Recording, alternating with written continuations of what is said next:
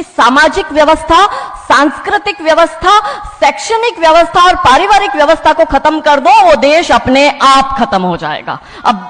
अब यही षड्यंत्र चल रहा है। कैसे चल रहा है? 3 स्टेज पे काम होता है। 25 वर्ष तक की बच्चियों को बिगाड़ने का काम बॉलीवुड अपने टीवी सीरियल के माध्यम से करता है। 25 से 35 वर्ष की शादीशुदा महिलाओं का जीवन और उनके परिवार को बर्बाद करने का काम एकता कपूर जैसी महिलाएं अपने टीवी सीरियल के माध्यम से करती है। और जो नौकरी करती हुई बहन बेटियां महिलाएं हैं, जो कि वर्किंग विमेन हैं, उनका दिमाग खराब करने का काम ये ओटीटी प्लेटफॉर्म्स अपने वेब सीरीज के माध्यम से करता है। कैसे करता है, मैं संक्षिप्त में एक एक उदाहरण देकर आपके समक्ष रखूंगी। और बहुत जरूरी है कि जब हम तो एक साधारण व्यक्ति है, हम संसारिक जीवन में रहते हैं, लेकिन यहां पर जो उपस्थित हमारे संतगण है, महंतगण है, इनके बहुत बड़ा फॉलोअर्स ग्रुप रहता है, बहुत से लोग आते हैं, बहुत सी महिलाएं आती है। ये बात वहां तक पहुंचे क्योंकि वो यहां पर उपस्थित नहीं है, पर हमें पता है कि वीडियो के माध्यम से हमारे संत श्री, हमारे महंत श्री हमारी ये वाणी जो है उन तक पहुंचाएंगे कि कैसे करते हैं। ये एक फिल्म बनाते हैं 25 वर्ष तक की बच्चियों को कैसे बिगाड़ना है।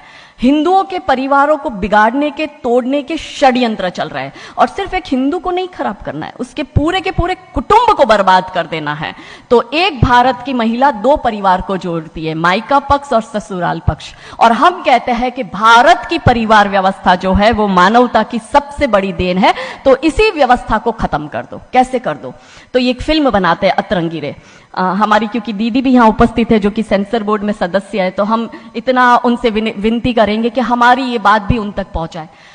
सिस्टमैटिकली ये फिल्मों में लड़की दिखाएंगे हिंदू की, लड़का दिखाएंगे मियां भाई का, और उसमें भी दिखाएंगे कि वो लड़का चाहे अनपढ़ हो, चाहे गवार हो, चाहे आतंकवादी हो, चाहे पंचर छाप हो, और वो हिंदू की लड़की चाहे कितनी पढ़ी लिखी हो, लेकिन उसका परिवार जो है वो रूढ़िवादी है, वो रिग्रेसिव है, और उसके सामने यदि वो घोड़ा भी चला रहा है, खच्चर टट्टू भी चला रहा है, तो वो बड़ा प्रोग्रेसिव है, वो बड़ा संस्कारी है। कैसे करते हैं? ये एक फिल्म बनाते हैं अतरंगी रे। अतरंगी रे फिल्म में जो कि आज की युवा बच्चियों का लेटेस्ट क्रश है, सारा अली खान हीरोइन लेते हैं। हमारी युवा बच्ची इसको फॉलो करती है। उसमें यह दिखाते हैं कि सारा अली खान जो एक मुस्लिम लड़के के प्यार में पड़ जाती है और अपने परिवार से विरोध कर उनसे लड़ झगड़ कर ट्रेन में बैठकर वो भाग जाती है। उसी ट्रेन में एक संवाद होता है उस पिक्चर के हीरो का और उसी हीरोइन का। दोनों अपनी अपनी लव स्टोरी शेयर करते हैं। तो हीरोइन पूछती है हीरो को कि तुम्हारी लव स्टोरी बताओ। तो वो कहता है कि कल मेरी शादी होने वाली, और लव स्टोरी तो मेरी लव स्टोरी है कि मैंने बचपन से जिस लड़की से प्यार किया, जिसके साथ पढ़ाई की, जिसके साथ मैं बढ़ा हुआ, उसी लड़की से मेरी बचपन की मित्र जो मेरे समाज की है, जो मेरे गांव की है, उसके साथ ही मेरी शादी होने वाली है। तो वो हीरोइन कहती है अरे ये और कोई लव स्टोरी है? ये लव स्टोरी नहीं हो सकती। तो हीरो पूछता है तो फिर क्या हो सकती है लव स्टोरी? तो वो कहती है कि मैंने एक मुस्लिम लड़के से प्यार किया है, मैं ठाकुरों की लड़की हूं, पूरा समाज, पूरा घर, पूरा परिवार मेरे खिलाफ है, और मैं उन सबको ठोकर मारकर, उनकी भावनाओं को ठोकर मारकर अभी ट्रेन में बैठकर भाग रही हूं उस लड़के से शादी करने के लिए। और वो हीरोइन वहां पे डायलॉग देती है कि लव स्टोरी तो मेरी लव स्टोरी है कि मैं ठाकुर की लड़की और वो कतई मियां भाई, और ये है असली लव स्टोरी। तब हमारी 13, 14, 15 साल की युवा बच्ची, जिसके शरीर में हार्मोन्स चेंज होते हैं, आकर्षण होता है विपरीत व्यक्ति के लिए, तब वो आकर्षण में ये सोचती है कि हिंदू होके हिंदू बॉयफ्रेंड नहीं रखना, हिंदू होके हिंदू से प्यार नहीं करना। आप इतिहास में छपेगी, आपकी लव स्टोरी तभी बनेगी जब आप किसी मियां भाई से प्यार करेगी और उससे शादी करेगी। तो कैसे सिस्टमैटिकली ये स्लो पॉइजन बॉलीवुड की फिल्मों के माध्यम से फ्रेजाइल माइंड में डाला जा रहा है। और आज देखो कि क्यों समाज में लव जिहाद के इतने केस बन रहे हैं, और उसका सबसे बड़ा और मुख्य कारण बॉलीवुड है, क्योंकि इन बॉलीवुड वालों ने हमारी बेटियों को हादी रानी और रानी चिन्नमा रानी अब्बा का नहीं दिखाया। इन बॉलीवुड वालों ने हमारी बेटियों को करीना खान दिखाया है ताकि वो अपनी कोख से तैमूर और जहांगीर पैदा करे। ये बॉलीवुड वाले लव स्टोरी पर फिल्म बनानी है तो ये हादी रानी और राजा रावत सिंह चुड़ावत पर क्यों नहीं बनाते?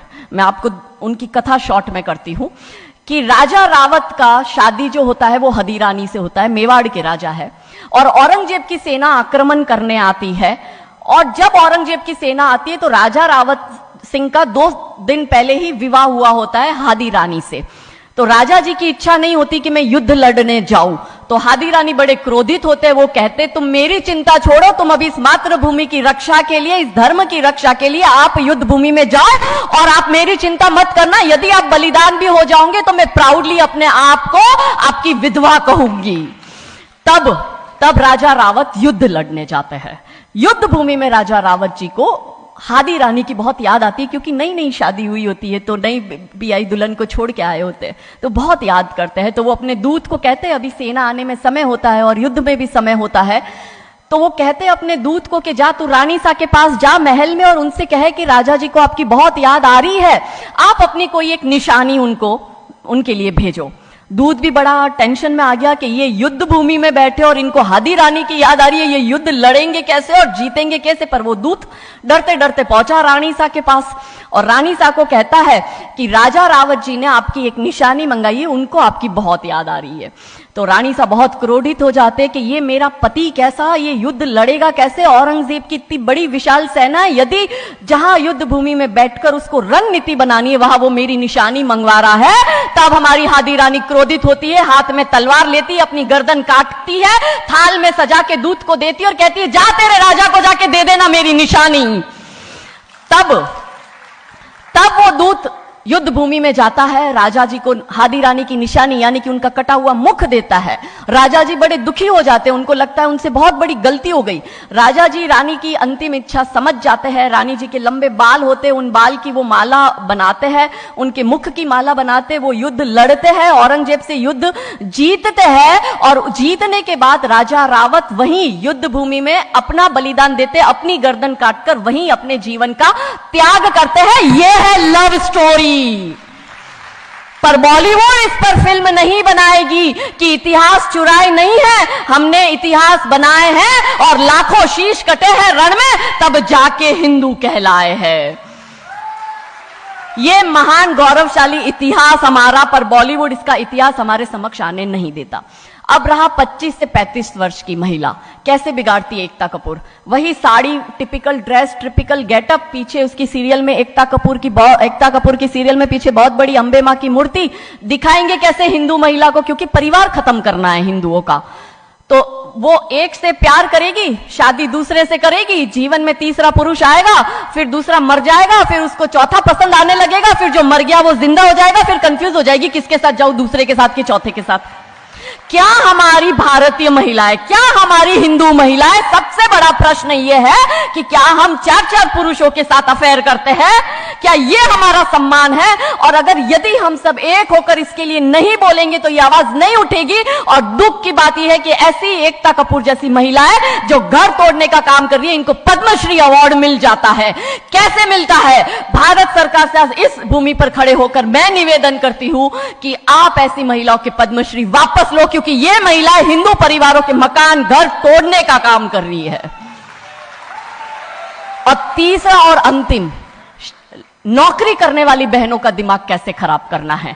तो ओटीटी प्लेटफॉर्म के माध्यम से ये दिखाएंगे कि यदि आप नौकरी कर रही है तो आपके सास ससुर आपके पैर की जूती, आपका पति आपके पैर की जूती। बच्चा पैदा करने के लिए आपको किसी से शादी करने की जरूरत नहीं है, आपको ससुराल व्यवस्था में रहने की जरूरत नहीं है, और आप है फेमिनिस्ट। और स्त्रीवाद का झंडा दिखाकर हमारी बहन बेटियों को एक हाथ में शराब का ग्लास, दूसरे हाथ से सिगरेट फूको, अंग्रेजी में गालियां बको और आप अपने आप को फेमिनिस्ट कहो। क्या यह फेमिनिज्म है भारत की धरती का?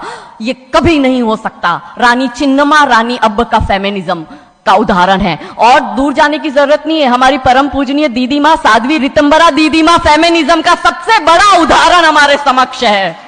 रानी नायका देवी, रानी लक्ष्मीबाई हमारे लिए फेमिनिज्म का सबसे बड़ा उदाहरण है। तो यहां उपस्थित सभी महानुभावों से हम यही विनती करते हैं कि फिल्म के माध्यम से ड्रग्स, अश्लीलता और गाली गलौच ये दिखाने के सिवाय कुछ नहीं होता। तो हम सब मिलकर एक साथ एक आवाज उठाए कि इन चीजों का बंद होना बहुत जरूरी है, क्योंकि आने वाली पीढ़ियों को बर्बाद करने का काम ये लोग अपने टीवी सीरियल और फिल्मों के माध्यम से कर रहे हैं। और क्योंकि शुरुआत भगवान राम जी के नाम से करी थी, तो अंत भी हम भगवान राम जी के नाम से करना चाहेंगे कि कौन है राम। राम जो है चेतना है, बिंदु है, बिंदु जिससे प्रस्फुटित है तेज, तेज जो कि इस समस्त सृष्टि की रचना की कल्पना का हेतु है, अनाम है, अनाम जो है पंक्ति में प्रथम, प्रथम है धर्म धैर्य का